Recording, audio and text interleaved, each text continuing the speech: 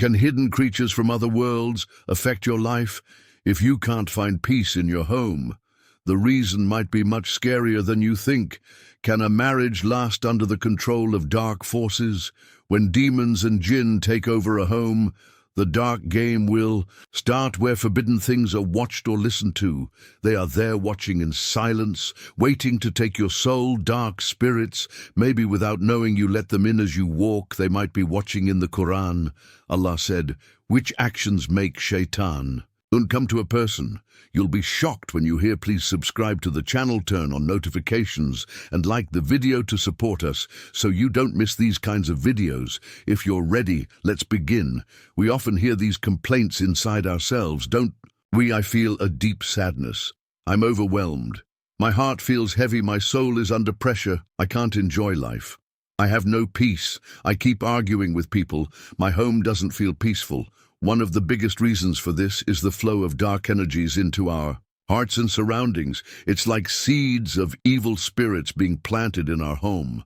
So over time, these seeds grow, and soon peace begins to disappear. Allah says in Surah Zuhruf, verse 36, this means that if a person turns away from Allah's remembrance and commands scoozing, to indulge in sin, Allah allows the devil to take control of him. Every place has a spirit, and that spirit affects the people in it. This is a very important topic. That's why I ask you to like and share this video so others can benefit. It's also important that you watch the conversation until the end. By watching this video, you will learn how to protect yourself, your home, and your workplace from evil spirits, jinn devils, and their whispers. You will understand the causes of the troubles in your heart and the unrest in your home. And when you apply the steps I mention, you will feel peace and blessings enter your life. Let's start from the very beginning to understand this topic better. In places where good deeds are done, meaning pure souls are present, Allah creates angels in those places, and because of this, people feel peace and happiness there. But in places where sins are committed, awahul habitha, meaning evil spirits, jinn and devils reside, a person with a corrupted heart will feel discomfort and unease. In such places, the more a place follows Allah's commands, the more it affects a person's spirituality. Even the chances of seeing Rahman dreams increase. On the other hand, places where Allah's laws are ignored also impact a person's soul, daily life, and dreams. Now let's think about our bedrooms. Every place carries the spiritual energy of those who have been there before. This energy, whether positive or negative, spreads into the home and affects the person who stays, rests, or sleeps there. No matter how long or short the duration, for example in mosques, places of worship, and durgasa, person feels spirituality more strongly. Their heart feels at peace. In contrast, in places where actions go against person's mind and heart may drift away from Allah, making them more vulnerable to shaitan influences because the environment itself carries a negative energy. However, if someone strengthens their connection with Allah and protects themselves, they may not be affected even in such places. But for ordinary people like us, this is not always the case. We are influenced by our surroundings. This doesn't only apply to places, but also to friendships. If a person's friend is drawn toward negative thoughts, spending time with them can push that person in the same direction. On the other hand, being with someone who follows Allah's commands has a positive effect. Everything in the universe is connected and interacts with one another.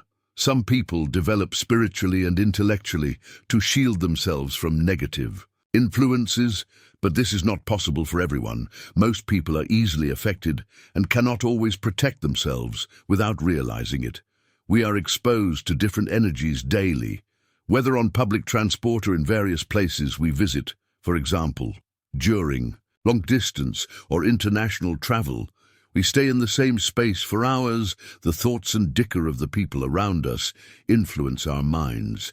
That's why it is important to create a mental shield against negative energy and seek Allah's protection. One can stay fully aware at all times, even if a person tries to isolate themselves.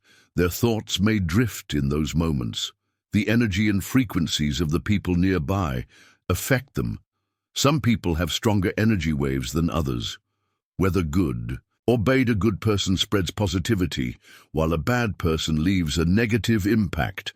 That's why we say, pay attention to what you eat and drink, the people you spend time with, and the places you visit. Be mindful of those you travel with for long periods. Being selective is always beneficial. If someone prepares food with bad intentions, negative thoughts, or while using foul language, that energy can transfer into the food. Eating it may cause headaches, stomach issues, or even affect a person's morals. That's why eating outside is not always a good idea. It is better to eat from places we trust, where we know the beliefs and intentions of the people preparing the food. This is an important matter that many overlook, randomly choosing a place to eat. Saying, "There's a place here, let's grab something," is not the right approach. We should carefully choose where we eat and prefer places where we trust the people. From the verses of the Qur'an, we understand that places have a spirit, and that spirit affects the people. Living there, what shapes this spirit are the people who stay in that place and the actions performed there. To explain this, I want to share 2 hadiths and 2 events from the life of the Prophet deceives as evidence that places carry a spiritual essence. We all know about the incident of the elephant, don't we? 52 days before the birth of the Prophet, Ashis Ibrahim and his army came to Makkah to destroy the Kababut. Allah sent above Ababil birds that wiped out Abraha's army. The Qur'an describes this event. In the following verse, have you not seen what your Lord did to the people of the elephant? Did he not make their plan go to waste? He sent flocks of birds against them. They pelted them with stones of baked clay, and he made them like eaten-up straw. In place where this event took place is what did Muhasil, my brothers and sisters, when the Prophet was returning from Arafat to Minahe, passed through this valley very quickly. The reason was that a great sin had been committed there. There was rebellion against Allah. A result, Allah destroyed Abraham and his army with the Ababil birds. Because this great sin left a mark on that place, the Prophet hurried through it. Similarly, when the Prophet ﷺ passed through the land of Hijr, where the people of Samud were destroyed, he noticed that his companions had drawn water from the wells there and used it to knead dough. The Prophet ordered them to pour out the water and feed the dough to the camels. He did not allow them to eat it. Then, as they left that place quickly, he warned them, "Do not enter the land of those who were punished unless you are crying." He further advised that if they could not cry, they should not go there at all, so that they would not suffer the same fate. My brothers and sisters, these lands are places where rebellion and great sins were committed. These 2 incidents show us that places also have a spiritual presence. For example, in Makkah, those with deep hearts feel awe and fear on Mount, while on Mount Hira they feel peace and security. When the Prophet ﷺ was migrating from Mecca to Medina, the disbelievers were chasing him. He climbed Mount Thababut. The mountain said to him, "O Messenger of Allah, leave me. I fear that if they strike you upon me, Allah will punish." Meanwhile, Mount Hira called out, "O Messenger of Allah, come to This mountain," gave him a sense of safety and protection. This is why our scholars say, those with deep hearts feel awe on Mount while they feel security on Mount Hira. This again shows us that places have a spiritual essence. The world is not empty. Every place is filled with the devoted servants of Allah who worship Him.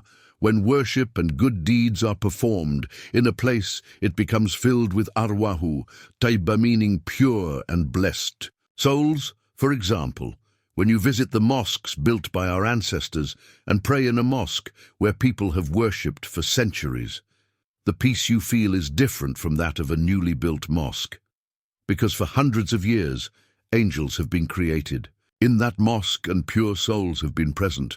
That's why praying there brings a unique sense of peace and spiritual pleasure. It is just like sitting beside a scholar who has spent decades in pursuit of knowledge.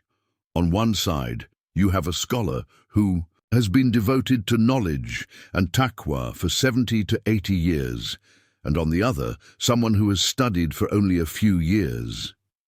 Naturally, you benefit much more from the one with deeper knowledge and experience. The same applies to places, locations, where worship has been performed for a long time. Bring peace to the soul. Those who have gone for Umrah or Hajj know this well. Since hundreds of prophets have prayed at the Kaaba, worship continues there constantly. People feel an incomparable sense of peace in that sacred place. All of this serves as strong evidence that places carry a spiritual essence. There are other beings in the universe besides us, and Allah has created them from firelight and different elements. In places where Allah is worshipped, pure souls are present. Allah creates these souls and grants peace to those places. However, in places where sins are committed, are wahul habiza impure. Spirits, jinn and devils are found. Now, my brothers and sisters, after explaining this, let's think together. We often hear complaints like these, don't we? I feel restless. I'm overwhelmed. My heart feels tight. My soul is burdened. I can't enjoy life. I have psychological struggles. There is no peace between me and my spouse. We keep arguing. My children don't listen to me. My home has lost its peace. So what is one of the biggest reasons for this? Spending time in places where sins are committed and being affected by the arwahul habitha, the impure spirits in those places. Just like stepping into fire burns you and makes you feel the heat. Entering sinful place exposes you to these dark spirits. They disturb your soul, bring unease to your heart, and take away your peace. For example, imagine you are at home. You turn on the TV and most of the shows and movies you watch contain haram content. This means that darkness is flowing into your home through the screen. In a way, the seeds of impure spirits are entering your house through television. Over time, these seeds grow and peace begins to disappear. Arguments start between spouses. Children become disobedient to their parents, and things stop going well in life. The reason behind all of this is that we invite impure spirits into our home. If we want to be free from this situation, my brothers and sisters, we must stop watching haram content and only fill our time with beneficial things. Now summer is here, isn't it? Weddings are being held where men and women mix freely. Unfortunately, even in the most religious families, we see this happening. Such gatherings turn into disobedience to Allah, because many things that Allah has forbidden take place there. And what happens in a place where Allah's commands are ignored? Rebellion occurs. And what happens where there is rebellion? Wahul habatha, impure spirits, jinn and devils are present. If a marriage begins with the presence of impure spirits, jinn and devils, that marriage will not have peace. Sooner or later problems will arise in that home, because those dark spirits will attach themselves to the hearts of the people living there. That is why, my brothers and sisters, hold your weddings in the way that Allah has commanded. Or imagine another situation. You are sitting in a place where sins are being committed. May Allah protect us. For example, you are spending time in an environment where gossip and backbiting are happening, or you are looking at your phone, and may Allah protect us, watching something haram, listening to haram things, or engaging in something sinful doing. This means that you are keeping impurity and devils near you and even inviting them into your life. If we continue like this, we will never find true joy in life, and we will never have peace. That's why, my brothers and sisters, if you want to be free from fear, anxiety, distress, and whispers in your heart, if you are looking for true peace, if you want to be happy, both in this world and in the hereafter, then stay away from sinful people and sinful places. Of course, it is not always possible to leave such environments immediately, so what should we do? We must take spiritual precautions. My brothers and sisters, And what are these precautions? Attend a religious gathering at least once a week. Visit a place where sins are not committed. Pray in congregation as much as possible. Spend time with righteous and pious people who fear Allah. Stay in a state of voodoo ablution regularly. Engage in dhikr and supplications. Learn and strengthen your faith through religious lessons. If we do this, my brothers and sisters, we will find peace in our hearts. We will experience blessings in our lives. Our homes will be filled with tranquility. Our children will be righteous. Our wealth will have barakah. And most importantly, we will be protected from the harm of devils and jinn. They will not be able to overpower you, and they will not be able to harm you. In summary, we must stay away from sinful places. We must not allow haram content to enter our homes through television or phone.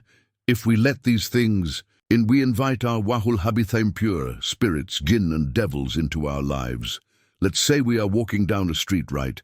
That street could be a sinful place, because outside modesty is not always observed, and such streets are filled with arawal kabithaso. What should we do? We should avoid those streets and choose quieter, safer paths instead, just as we avoid physical dirt.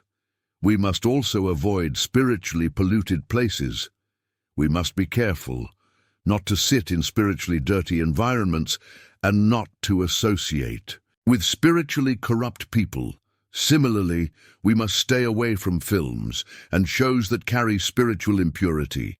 If we follow this path, we will be protected from the harm and whispers of jinn and devils. They will not be able to harm us or take control of our lives. Now the choice is yours. May Allah protect us all from these dark beings. Share this video with your loved ones and warn them of these dangers. Darkness may be much closer than you think.